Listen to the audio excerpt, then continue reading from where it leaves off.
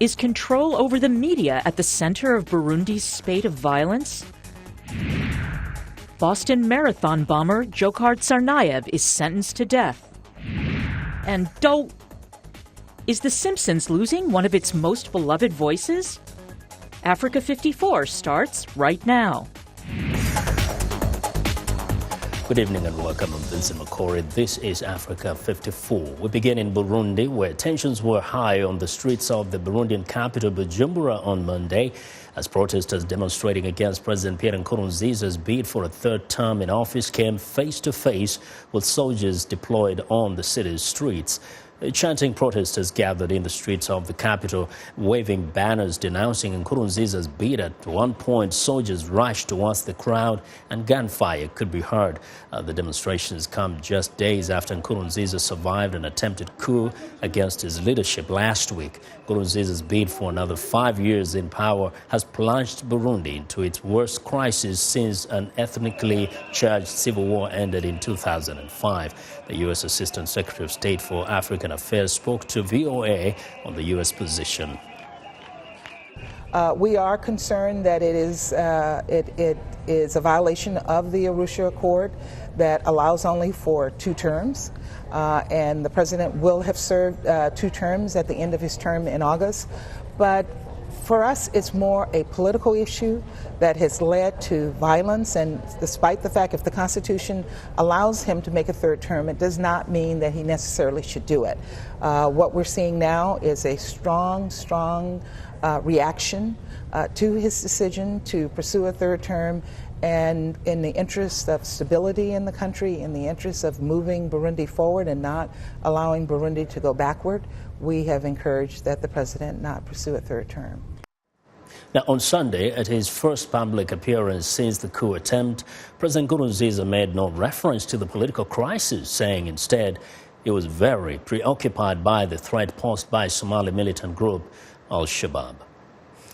Well, the battle for Burundi has centered on control of the country's influential radio stations. VOA's Gabe Joslo reports from Bujumbura that private and government media have both been casualties on the recent political violence. Radio Banesha in Bujumbura is officially off the air. Last Thursday, the day of the coup, journalists at this private station say security forces came in and destroyed their equipment. Chief editor Leon Masango said the attack was clearly politically motivated. Policemen and military that said they were loyalists came here to destroy our material. We had done nothing wrong. We're only here to inform the population. Another private station, Radio Publique Africaine, was burned down during the crisis. Authorities here accused the local media of supporting the protests against President Pierre Nkurunziza's bid to run for a 3rd term in office, a plan the opposition says violates the law. Tensions mounted over the course of several weeks, finally boiling over when dissident members of the armed forces announced a coup against the president. Government spokesman Willy Nyamitwe says the private radio stations were complicit in the attempted takeover. They were with the plotters because the plotters were in their studios and they have been broadcasting this and even some songs, and they have been accompanying this plot as partners. Journalists at the private stations deny being part of the coup. Meantime, the government has heavily guarded its own state media. We're standing just about 100 meters away from the state broadcaster RTNB, but we can't show it to you. That's because the soldiers guarding this area won't let us point our cameras in that direction. It gives you an idea of just how sensitive the issue of media is in Burundi. This amateur footage obtained by VOA shows a demonstration outside the state broadcaster days before the coup. It turns violent when police opened fire on protesters. Rebel military forces later attacked the station during the coup, briefly forcing it off the air. Taking control of broadcast operations is a typical strategy during conflict, according to RTNB television director Nestor Bankamunkunzi. In countries like Burundi, where there has been a coup, they always go first to the national radio to be able to broadcast their message to the population. It's typical when there's a coup. With other stations shut down, RTNB is now the only local media outlet left in Burundi. In a country where radio is king, it is no surprise that the fight for control of the government has centered so much on who controls the airwaves. Gabe Joselo, VOA News, Bujumbura. Now, for more on the U.S. position on the developments in Burundi, VOA's Pam Dawkins joins us live from the U.S. State Department. Now, Pam, you had an extended conversation with the U.S. Assistant Secretary of State for African Affairs, Thomas Greenfield. What was our main message regarding Burundi? Well, Vincent, her main message was one of restraint. She urged the people to exercise restraint. She also urged them to seek a peaceful resolution to the crisis. She had a message for Burundi's president. She urged him to take responsibility to ensure that the violence ends and also that there's no retaliation against the opposition protesters. Thomas Greenfield also said that there is a role for regional African leaders to play that could be beneficial in resolving this conflict. She specifically cited the International Conference of the Great Lakes region in Angola today as perhaps an opportunity for dialogue. She also said that the U.S. has a role. She said the U.S. is raising its concerns about Burundi at every level. Now, we know that the issue here, the central issue, is President Nkurunziza's bid for a third term. What is the U.S. concerns regarding this third term? The U.S. believes that his desire to seek a third term is a violation of the Arusha Accord, which limits the president to 2 terms. Thomas Greenfield said last week that as a result of this, the protesters are sending a strong reaction to the president's bid. She said in the interest of moving the country forward, the U.S. had already encouraged the president to not pursue a third term. Now, Linda Thomas Greenfield was in Tanzania at the same time when President Nkurunziza was in Tanzania. Did she have an occasion to raise these issues with him? Unfortunately, she did not. While she was there, as you are aware, the unrest broke out and the president had to leave. She said she did have an opportunity to speak to some of the president's aides and raise the concerns. She said from those conversations, she did not get a sense that the president was willing to reconsider his bid for a third term. Now, the obvious question is, say President Nkurunziza ignores all the calls from the United States, from all the international partners, and pushes ahead with a third term, then what? What is the U.S. position? Well, both Thomas Greenfield and State Department spokesman Jeff Rathke said the U.S. might consider something like visa restrictions, and this would be in a case in which there are documented human rights violations as a result of the continuing unrest. We know that not long ago there was an envoy sent there, UN envoy to Burundi. Is there anybody who has been slated perhaps to be sent to Burundi to try and resolve this issue from the U.S. Side? At this juncture, we are not aware of any new overtures, but as Thomas Greenfield said earlier, the U.S. is definitely staying in close contact with its counterparts in the region and looking for a way to peacefully resolve the conflict. Well, Pam, thank you very much for joining us today. Pam Dawkins, Voice of America's correspondent at the State Department. Now, an Egyptian court sentenced former President Mohamed Morsi to death on Saturday.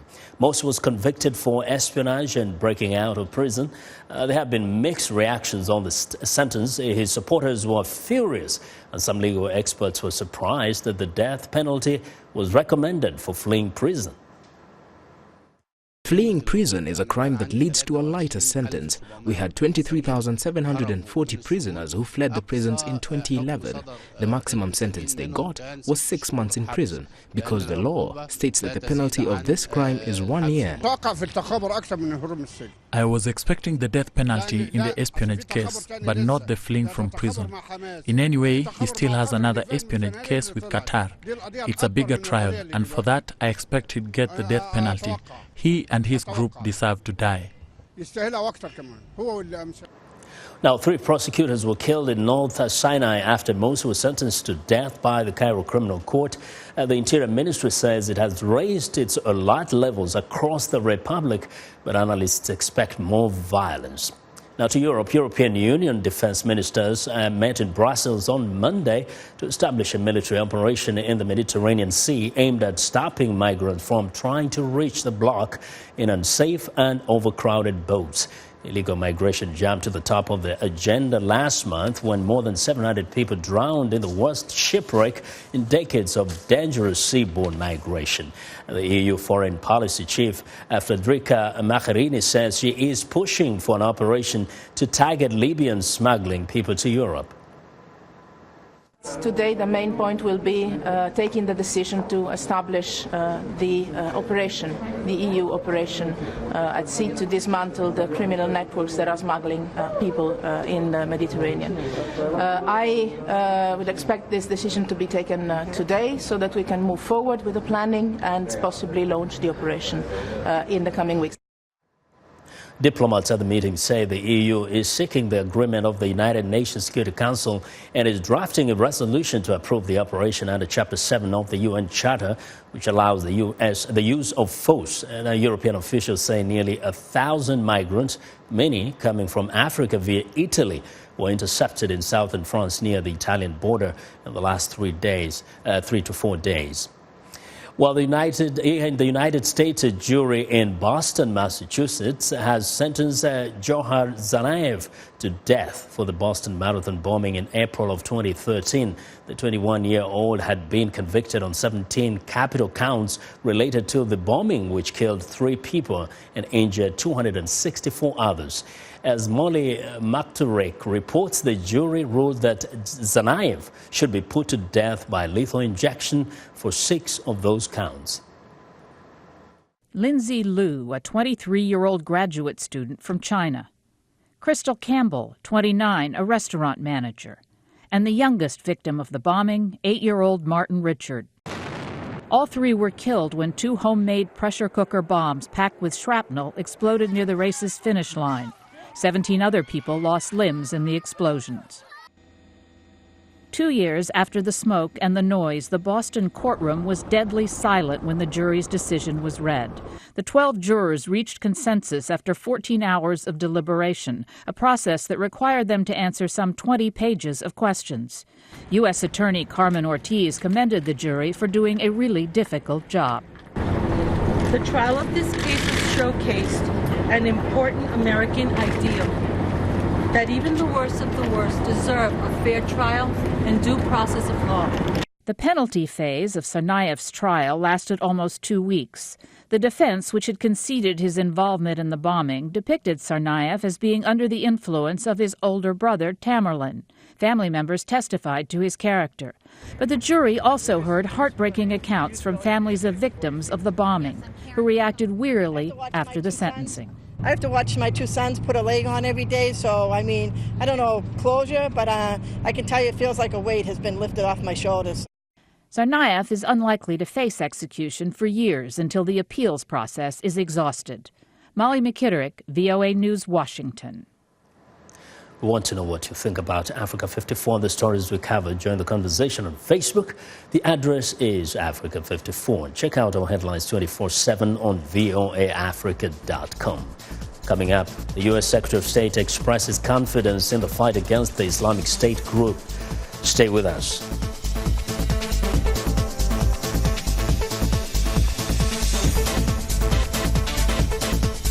This is Green Beat.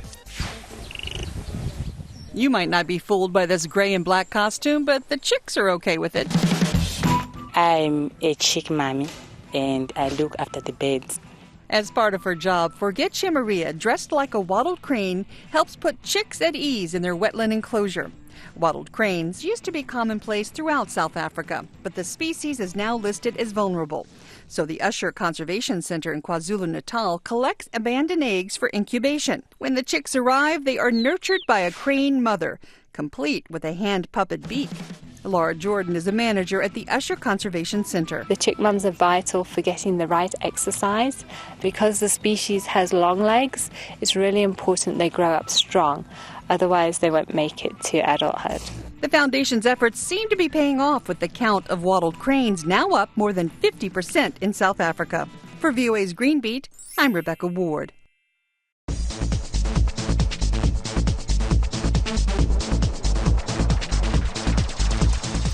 Welcome back. U.S. Secretary of State John Kerry was on the Korean Peninsula Monday, expressing confidence that pro-government forces in Iraq would regain control of the provincial capital of Ramadi from Islamic State fighters. VOA's Esther Gidue has more. Speaking during a joint news conference with South Korean Foreign Minister Yoon Byung-se in Seoul Monday, Kerry said despite apparent advances, the Islamic State is suffering losses. In addition, their communications have been reduced, their funding and financial mechanisms have been reduced, and their movements, by and large, most certainly where there are air patrols and other capacities, have been reduced. But that's not everywhere. And so it is possible to have the kind of attack we've seen in Ramadi, but I am absolutely confident in the days ahead that will be reversed. Local officials said 3 days of fighting in Ramadi left 500 people dead in the city located 125 kilometers west of the Iraqi capital, Baghdad.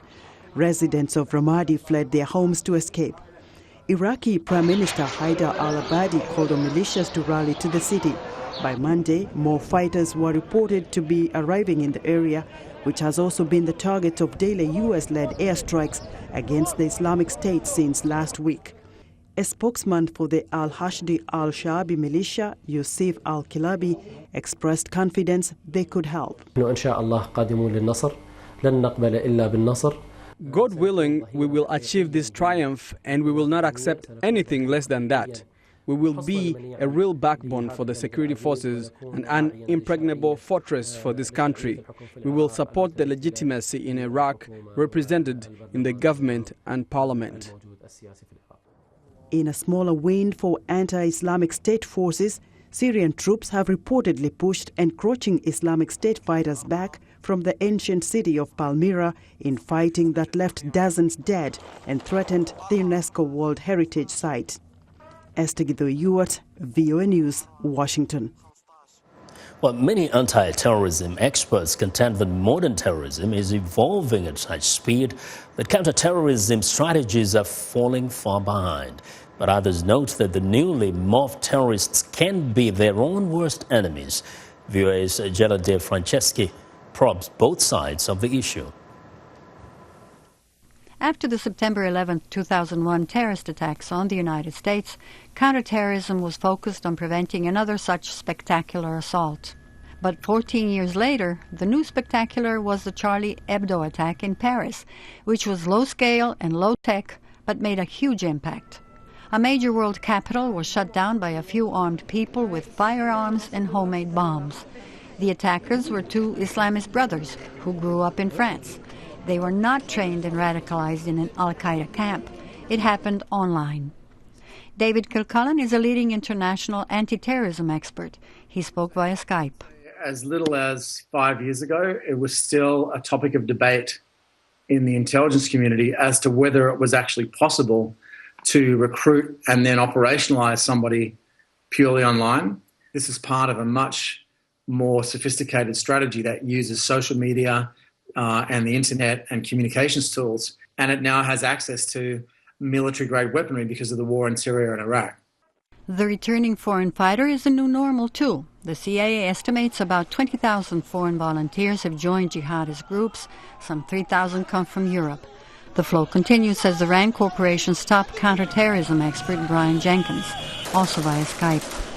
The Prime Minister of France said that there would be up to 10,000 European volunteers in Syria and Iraq by the end of 2015. Some will acquire experience, skills, and contacts, which will make them much more formidable adversaries if they choose to continue the jihad at home. The conflict-ridden Middle East and other regions have created failed states, while groups such as the self-styled Islamic State are seizing territories and trying to govern. But Jenkins says the trend is doomed to failure because of their plunder-based economy. It functions largely by expanding into new territory, emptying banks, selling off construction equipment, automobiles, trucks, generators, whatever it can. You have to keep on expanding to feed that economy, or it begins to implode. An even greater challenge to keeping a jihadi state is the ferocity of its proponents, says Philip Mudd, a former high-ranking CIA and FBI official. When I get the question of how do you think we're doing in this war, my answer is always, who is winning the war of ideas? People have decided across the Islamic world that what we've seen in the past 15 years is the murder of innocents, and that's never acceptable. Polls show that in most Muslim countries, large majorities reject violence against civilians. The prevailing view, says Mudd, is that such acts are never justified as a means of defending Islam from its enemies. Many Muslim scholars today also say the caliphates of old were filled with artists, scientists, inventors, and pious people, not violent fundamentalist jihadists on a rampage against anyone who does not share their beliefs. Yela De Franceschi for VOA News in Washington. Well, it's time now for a short break. Still to come on Africa 54 is a classic animated comedy losing one of its most famous voices. We'll be right back.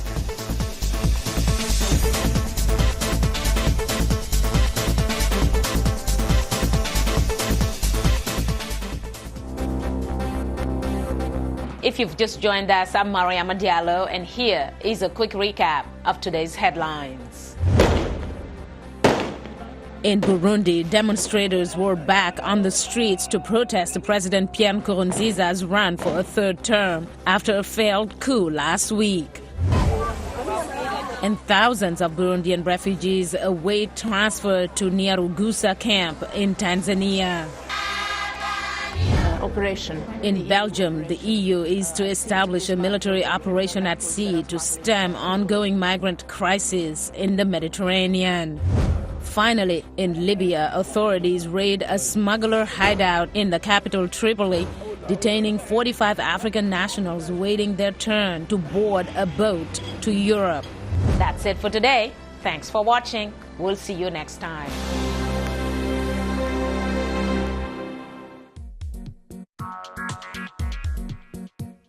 Like Voice of America on Facebook.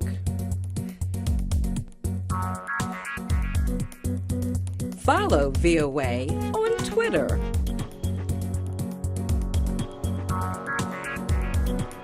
Join VOA on our YouTube channel. Like, follow, join VOA.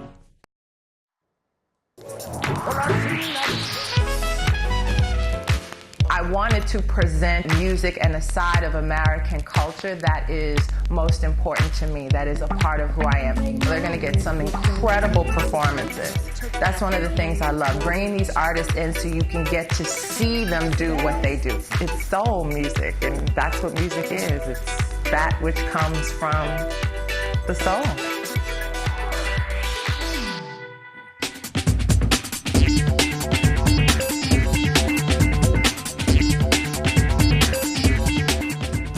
Welcome back to Africa 54. Here's what's trending.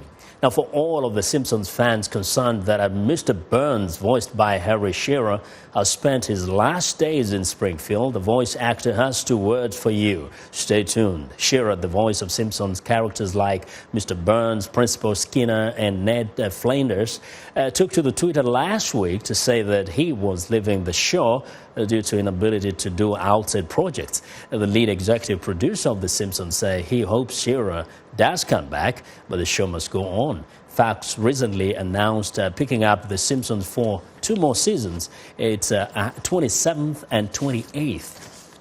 Well, next up, the drama Down Under is over. Actor Johnny Depp's dogs, Boo and Pistol, flew home to the United States from Australia Friday, a day after the agriculture minister warned him to send the pair back to the United States to be quarantined or face having them put down. Depp, who is in Australia to film the 5th of his blockbuster pirate movies, Pirates of the Caribbean, Dead Men Tell No Tales, also faces a formal interview with the government officers into how the Yorkshire Terriers were allegedly smuggled in.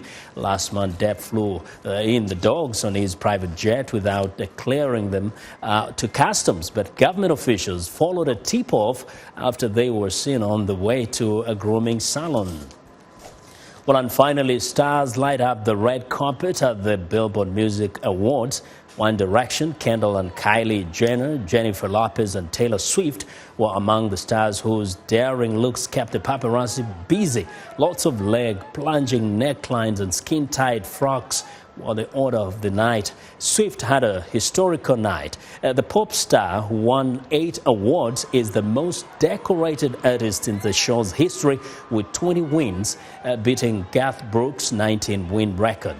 And that is what is trending today.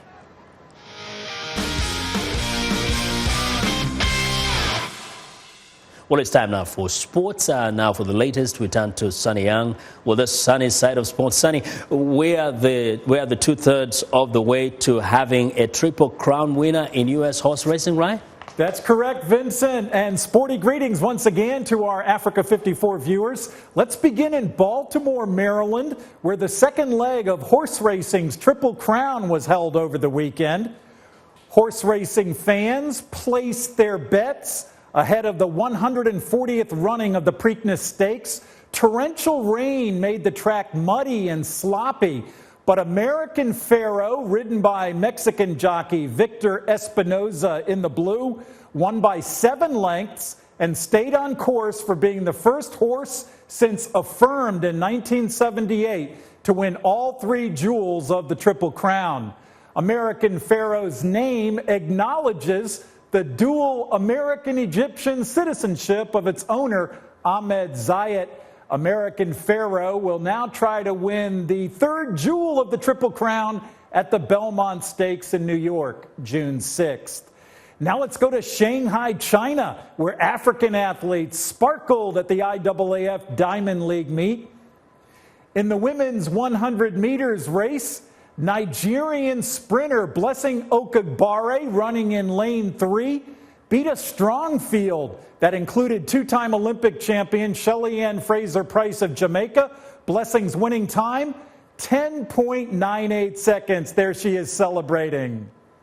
In the women's 5,000 meters, Almaz Ayana of Ethiopia clocked the 3rd fastest time ever, 14 minutes and 14.32 seconds.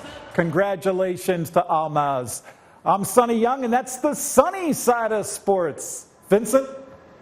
Well, thanks a lot, Sunny, and be sure to watch the sunny side of sports every Monday and Friday right here on Africa 54. And that's our show for today. Be sure to watch Africa 54 on our website at voaafrica.com. For more news, tune in to VOA's evening radio show, Africa News Tonight at 1800 UTC.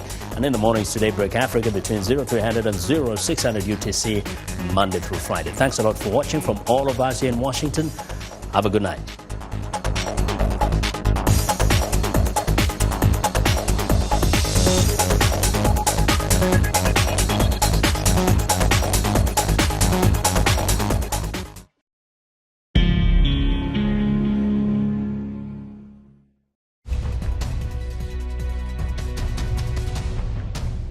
Welcome to the Voice of America's News Words, where we teach you about words in the news. President Barack Obama used this word in 2013.